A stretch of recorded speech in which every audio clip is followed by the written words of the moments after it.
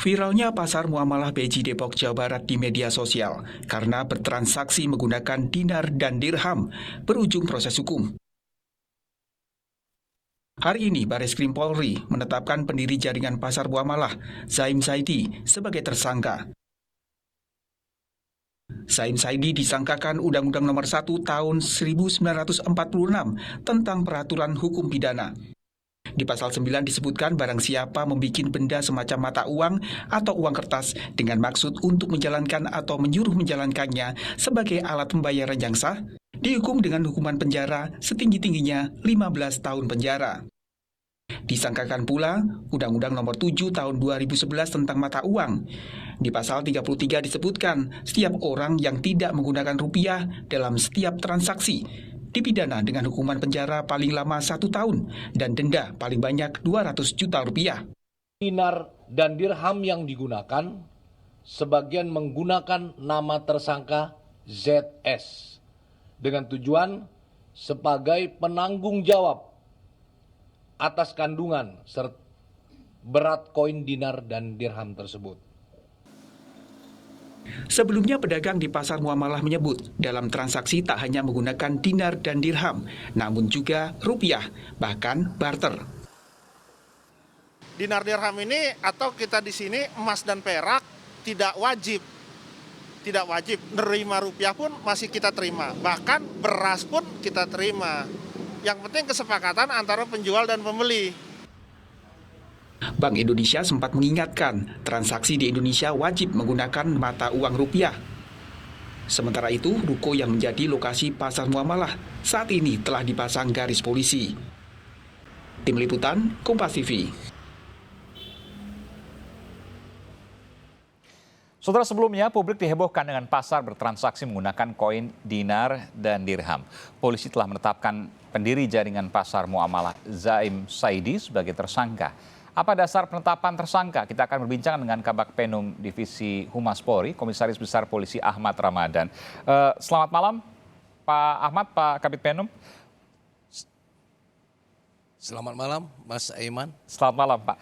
Saya ingin bertahu bahwa ancaman, sebelum kita bicara soal kasusnya, tapi saya ingin bicara soal ancaman hukumannya. Ini luar biasa, 15 tahun penjara. Betul demikian? Betul. Jadi di pasal 9 Undang-Undang Nomor 1 tahun 1946 tentang peraturan hukum pidana, ancamannya setinggi-tingginya 15 tahun penjara. Oke. Itu di pasal 9. Dan saat ini tersangka ZS, ya, Zaim Saidi, ditahan, Pak Kabit? Kemarin dilakukan penangkapan. Penangkapan itu berlaku 1 kali 24 jam ya. Oke. Sampai update tadi sore masih dilakukan. Jadi masih ada waktu kita. Oh, jadi masih nanti diperiksa, itu Pak merupakan Kabak, ya? kewenangan penyidik. Apakah ya? Baik. Konstruksi hukumnya, bagaimana kemudian polisi menetapkan tersangka dan batasannya? Apa yang kemudian bisa disampaikan dari sini, Pak Kabak? Oke. Mengacu dari pasal 9 Undang-Undang Nomor 1 tahun 46, di situ dibunyikan barang siapa membuat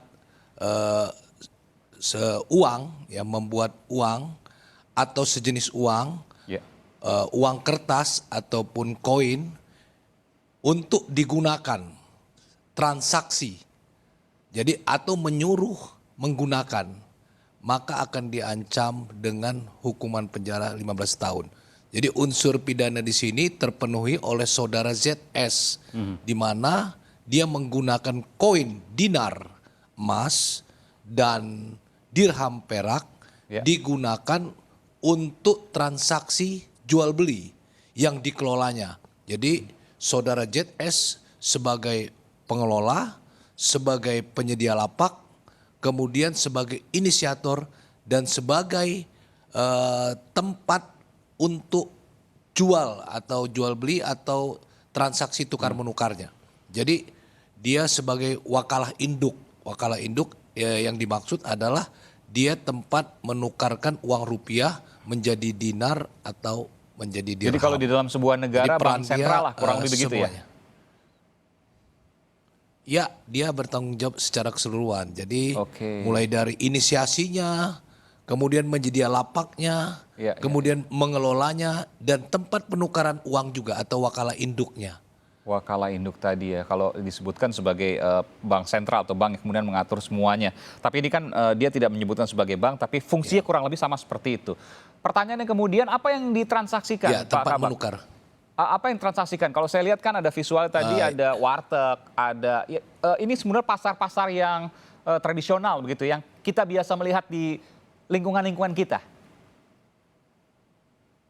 Betul. Jadi tempat tersebut atau pasar muamalah tersebut terdiri dari 10 sampai 15 lapak.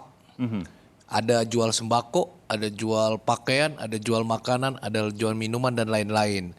Transaksinya itu pembeli menukarkan uang rupiah di wakala induk tersebut, di mana ini merupakan modus dari pelaku ZS untuk meraih keuntungannya. Oke. Di mana saudara ZS ketika orang yang akan melakukan transaksi, dia menukarkan uang rupiahnya menjadi dinar atau dirham. Oke. Dan ini dihitung plus keuntungan atau margin keuntungan bagi keuntungan saudara ZS sebanyak 2,5%.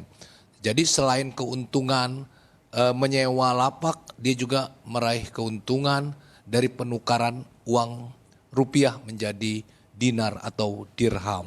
Berapa nilainya untuk satu koin perak dinar misalnya, atau satu koin emas dirham? Untuk satu koin dinar emas itu nilainya senilai 4 juta rupiah. Oke. Sedangkan satu dirham perak nilainya senilai 73.500 rupiah. Saya agak sulit membayangkan Pak Kabak. Jadi bagaimana transaksinya kalau misalnya membeli makanan gitu ya, tadi ada warung nasi misalnya, kan misalnya sekitar 20.000, 30.000, tapi kan itu 73.000, 4 juta. Bagaimana kemudian kembalian dan lain sebagainya? Hasil pemeriksaan ketika misalnya dia menukar dirham, satu dirham senilai 73.500 rupiah. Seandainya dia berbelanja senilai 50.000 rupiah, maka dia akan mengembalikan dengan rupiah. Oke. Jadi transaksi tersebut untuk mengembalikan sisa uang kembali, pedagang atau penjual mengembalikannya dengan rupiah juga. Oke, jadi campuran ya. Saya ingin menanyakan soal Campuran. ini, Pak Kabak, bahwa pasar muamalah ini kan sudah bertransaksi dengan dinar dirham ini sejak tahun 2002, betul ya? Kenapa kemudian baru sekarang dibongkar dan kemudian dilakukan penegakan hukum di polisi? Kalau hasil pemeriksaan pasar muamalah ini sejak 2014. Namun pasar muamalah ini dalam 1 bulan dia hanya aktif 1 kali atau paling banyak 2 kali. Kemudian dalam 1 kali penjualan itu di hari Minggu dia hanya 2 jam sampai 3 jam. Jadi dari jam 10 sampai jam 12 sudah itu tutup. Oh, jadi 2014 Kemudian ya? penjualannya menggunakan 2014. Oke. Ya, jadi hasil pemeriksaan dia mengaku 2014. Namun transaksi ini atau penjualan ini aktif 1 bulan sekali atau paling banyak 1 bulan 2 kali. Dan 1 kali itu hanya 2 jam saja dan menggunakan uang koin. Jadi memang viralnya itu ketika viral di media sosial pada tanggal 28 Januari kemarin. Kemudian kita melakukan penelusuran, melakukan penyelidikan, kemudian setelah memenuhi unsur-unsur, kita melakukan penangkapan terhadap saudara ZS. Jadi dari 2014 sampai sekarang boleh dikatakan tidak ketahuan, baru kemudian setelah viral ketahuan dan dilakukan penyelidikan oleh polisi. Betul. Jadi awalnya memang menurut pengakuan saudara ZS, pasar ini mereka buat untuk komunitas masyarakat tertentu. Ada berapa orang kemudian yang terlibat di dalam lapak-lapak dan juga tadi wakalah induk atau bank sentral dalam tanda kutip? Sementara kita melakukan pemeriksaan terhadap para pengawas, jadi ada pengawasnya, kemudian ada pemilik lapak, ya. Jadi pemilik lapak tersebut. Jadi kenapa saya katakan 10 sampai 15? Kalau aktif semua lapak ini ada 15.